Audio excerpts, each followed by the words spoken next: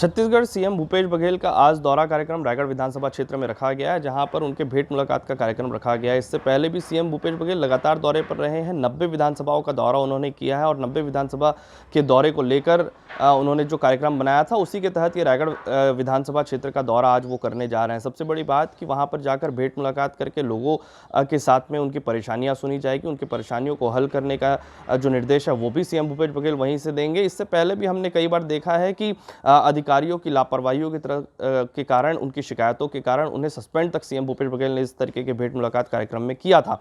रायगढ़ में आज वो नवापारा के कार्यक्रम में सबसे पहले शामिल होंगे, उसके बाद फिर वो लोइंग जाएंगे। लोइंग में भी भेंट मुलाकात का कार्यक्रम उनका रखा गया है और उसके बाद वो एक रोड शो में भी वहां पर शामिल होंगे। इसके बाद रात्रि विश्राम भी सीएम भूपेश बघेल वहीं करेंगे और कुछ कार्यकर्ताओं के साथ में उनकी बैठक और मुलाकात का कार्यक्रम भी रखा गया। यानी कि कुल मिलाकर रायगढ़ विधानसभा को टटोलने की कोशिश यहां पर छत्तीसगढ़ के सीएम भूपेश बघेल की तरफ से की जाएगी कि किस तरीके से वहां की जनता का मूड है, वहां पर लोगों तक किस तरीके से सरकार की योजनाएं पहुंच रही हैं और क्या कुछ परेशानियां हैं उसको किन तरीके से दूर किया जाएगा, इसका भी निराकरण वहां पर सीएम भूपेश बघेल करते हुए नजर आएंगे। कर्मचारियों को लेकर सीएम भूपेश बघेल की नाराजगी एक बार फिर से कल देखने को मिली थी। उन्होंने सीधे तौर पर कहा था कि संगठन ने पहले एक धड़े ने मुझसे बातचीत की थी और मुझसे बातचीत के बाद ही जब 6% डीए बढ़ाने की घोषणा की गई उसके बाद कर्मचारी संगठन अनिश्चितकालीन हड़ताल पर गए हैं। तो अब जब तक वो हड़ताल के फैसले को वापस नहीं लेते, वो हड़ताल से वापस कामकाज पर नहीं लौटते हैं, तब तक वो बातचीत का रास्ता अख्तियार नहीं करेंगे। सीएम भूपेश बघेल ने सीधे तौर पर कहा है कि अगर 2 तारीख तक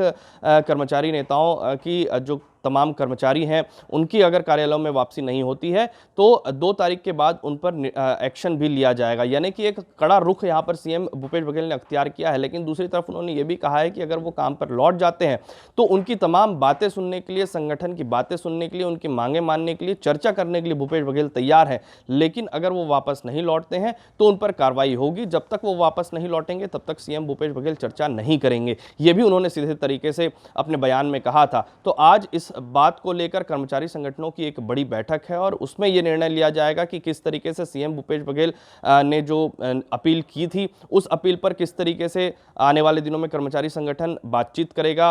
क्या वो धरना प्रदर्शन खत्म करेगा या फिर धरना प्रदर्शन जारी रखकर वो बातचीत का कोई दूसरा रास्ता निकालने की कोशिश करेंगे। सीएम भूपेश बघेल ने जिस तरीके से कहा है कि 2 तारीख के बाद उन पर सीधे तौर पर कार्रवाई होगी, तो उन कार्रवाइयों को लेकर इस संगठन का क्या कुछ रुख होगा आने वाले दिनों में ये भी तय होगा। क्योंकि जनता की परेशानी को लेकर सीएम भूपेश बघेल ने अपील किया था कि लगातार कर्मचारियों के कारण जनता को परेशान होना पड़ रहा है, स्कूल कॉलेज में भी परेशानियों का सामना करना पड़ रहा है, इसलिए कर्मचारियों को हठधर्मिता छोड़ के वापस आना चाहिए। लेकिन आज ये तय होगा उस बैठक में कि वे वापस आते हैं या फिर आंदोलन उनका जारी रहता है या फिर बातचीत का कोई बीच का रास्ता सीएम भूपेश बघेल के साथ कर्मचारियों का निकलेगा। झारखंड की सियासत छत्तीसगढ़ से लगातार अब भी चल रही है और यही वजह है कि कल ही कुछ मंत्रियों को, क्योंकि आज झारखंड में कैबिनेट की बैठक होनी है, सोरेन इस बैठक को लेंगे और इस बैठक में शामिल होने के लिए कल ही कुछ मंत्रियों को, विधायकों को छत्तीसगढ़ से वापस रांची ले जाया गया है। झारखंड के वो आज कैबिनेट की बैठक में शामिल होंगे और कैबिनेट की बैठक में शामिल होने के बाद वो वापस फिर से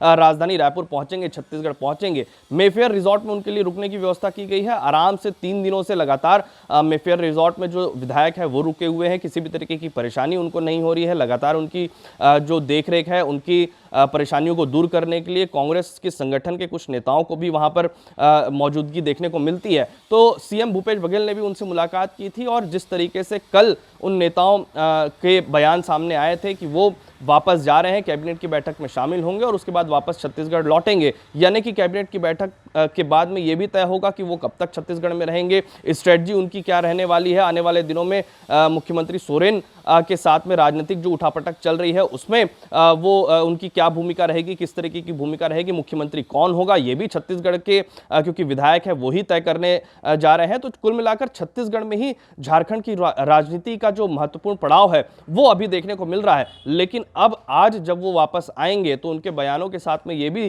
जानकारी निकलकर सामने आएगी कि अब आगे की रणनीति क्या होने वाली है, कितने दिन तक वो छत्तीसगढ़ में रुकने वाले हैं और कितने लोग और छत्तीसगढ़ आ सकते हैं। क्या मुख्यमंत्री सोरेन भी छत्तीसगढ़ आ सकते हैं, ये भी उनके आने के बाद ही पता चलेगा।